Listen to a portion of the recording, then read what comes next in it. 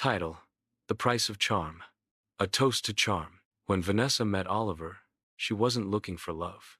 She was looking for stability, and he smelled like Eth wore an expensive watch, had a magazine cover smile, and spoke like the world owed him everything.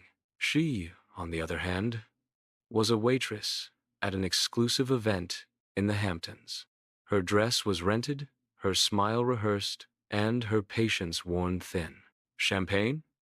she asked, offering him a glass. Oliver looked at her like she was the only person in the room. "No thanks, I prefer something more authentic." Vanessa smiled. Internally, she rolled her eyes. Another rich man who thinks he's different. "Then how about boxed wine?" He burst out laughing. "Are you always this direct? Are you always this charming?" That was the spark. A 5-minute conversation that turned into dinner, and then a weekend on his yacht. Vanessa knew there was something about him that wasn't quite real. But she also knew what it meant to work 3 jobs and still owe rent. And Oliver was a door. Secrets and temptations. Oliver showed Vanessa a world she had never dreamed of. Restaurants with names she couldn't pronounce, boutiques where "I don't need this" didn't exist, and parties where champagne flowed more than water. But there were rules. "Don't talk about your past," he told her one night as he adjusted the diamond necklace he had given her. "Why? Are you ashamed of it?" "No," he whispered, kissing her neck. "It just distracts me, and I want you to be who you are with me." She pretended to understand, pretended not to care that he never talked about his family, disappeared for days, or changed the subject when anyone mentioned his last name. But she did care, and she cared even more the night she met Clara, an elegant blonde who greeted her with a cold smile at a gala. "So you're the new one?" Clara asked, looking her up and down. "The new what?" "The new Oliver's girl." Clara leaned in and whispered, "Hope you're charging what you're worth." "Because he does." Vanessa froze. Oliver had told her Clara was a family friend.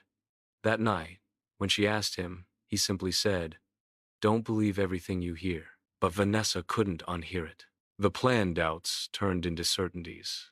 Oliver had a double life, or maybe a triple one. Yes, he was charming, but his money came from shady places. His company didn't appear in any records. His travels were too frequent and always paid in cash. Vanessa began to wonder if she had been naive. Until one day, while he was in the shower, she saw a message on his phone. "The transfer will be ready tomorrow. Make sure the girl doesn't suspect anything." She didn't sleep that night. The next morning, while they had breakfast at a terrace in Miami, she smiled like nothing was wrong. "Oliver, do you love me?" she asked. He looked at her, surprisingly honest. "I want you, and I like how you make me feel. Isn't that enough?" "For some people, maybe." She said nothing more. But something inside her broke, and something else ignited. The setup. Vanessa made her own plan. She knew Oliver was using her, maybe to launder money, or to pretend he was in a stable relationship, or maybe just because he enjoyed having a beautiful woman by his side. What Oliver didn't know was that Vanessa had her own kind of charm, and her ambition had just awakened. She started recording. Audio clips, conversations, screenshots of emails he left open, photos of documents in his Manhattan penthouse safe. And most of all, she started flirting with someone else. Adrian, Oliver's business partner.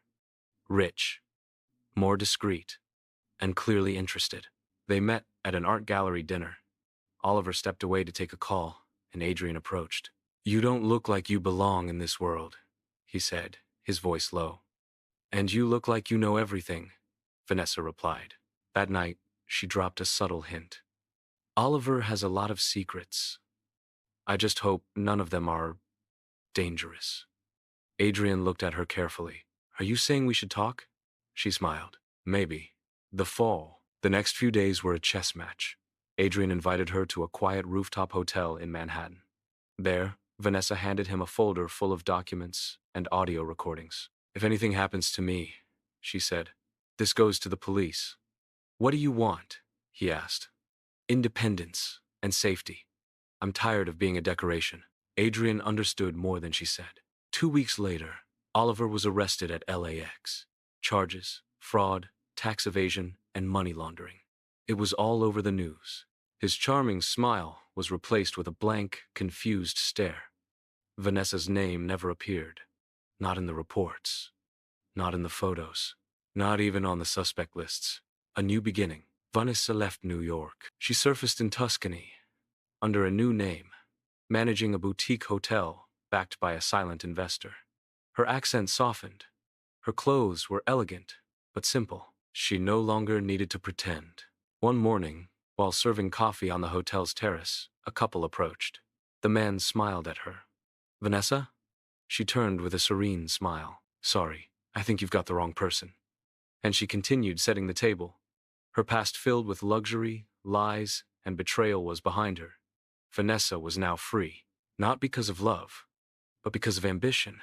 The end.